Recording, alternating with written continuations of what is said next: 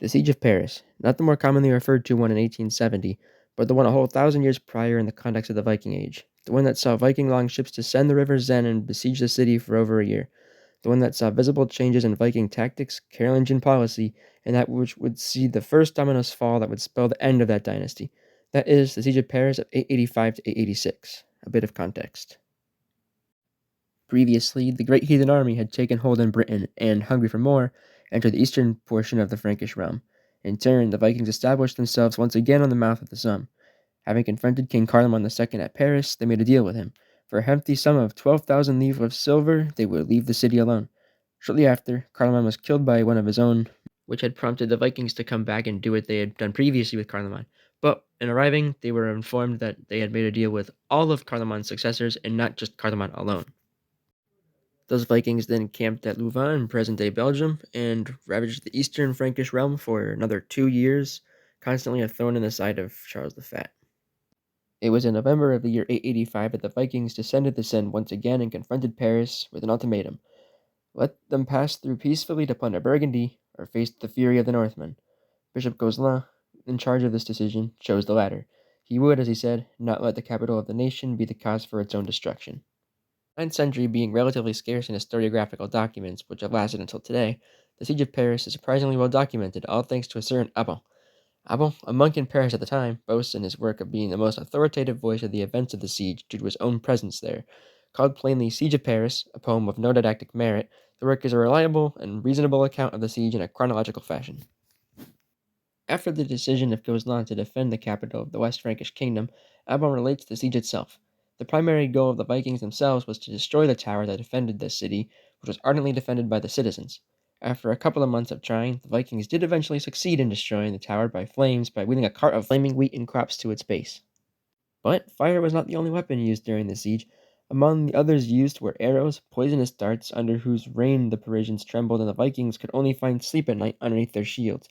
Siege engines were made by both sides, either to smash down the city walls or to counter the engines trying to do so, respectively. And in addition to these methods of indirect combat, melee fighting was more than a common occurrence. And if each camp had an ace up its sleeve, the Vikings had the river itself and floods to either approach the city's walls directly or to bypass the newly broken bridges to pillage the Burgundian countryside anyways. The Parisians, on the other hand, had the influence and power of the Catholic saints on their side. Paris being the burial site of a great number of holy men and women, these tombs were the sites of many miracles, which the people of Paris believed would be replicated in their repulsion of the Vikings with the correct devotion. Abbon even records the occurrence of plenty of miracles during the siege, like when the stone a Dane had touched while climbing onto an altar was permanently attached to his hands.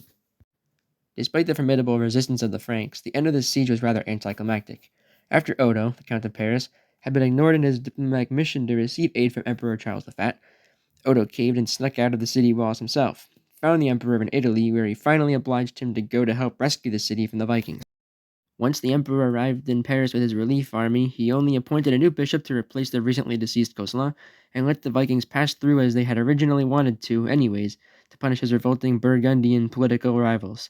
The defense of Paris had been in vain. But even though the defense of Paris during the siege had little immediate results besides the thousands dead through plague, thirst, and combat, these events did have long-lasting consequences on history. Unlike the resistances put down by the previous Frankish kings, the Parisians, really left to their own devices, were called to arms by the nobles of the city who held the defense. The siege itself was also the culmination of the turning point from uncoordinated coastal raids to full-fledged invasions to conquer land on the continent. Similar invasions in the future would lead to the granting of the Duchy of Normandy to the Normans, after whom it was named. The siege also solidified the Robertians, if they hadn't already been, as a respectable force in Frankish politics. Two of these, Odo and his brother Robert, would be elevated to kingship, but it was their descendants who would be the third family to rule the Franks, the Capetians. As for why I decided on this topic for this presentation, I was already reading the works of Abbon and the Annals of Saint-Bertin of Metz, so I thought it would be useful to combine these efforts and take a deeper look into this one pivotal event in Frankish history. As it is, the project is quite full in scope, but if I had to continue it, I would have wanted to add a more artistic element and use that to narrate, but I don't have the time or technological know-how for that. And that is the end of this presentation. I hope you enjoyed, and if you happen to be someone on YouTube looking at this video in some distant time or in the future, I hope you like and subscribe and enjoy the probable lack of content that will be in the future. That's all.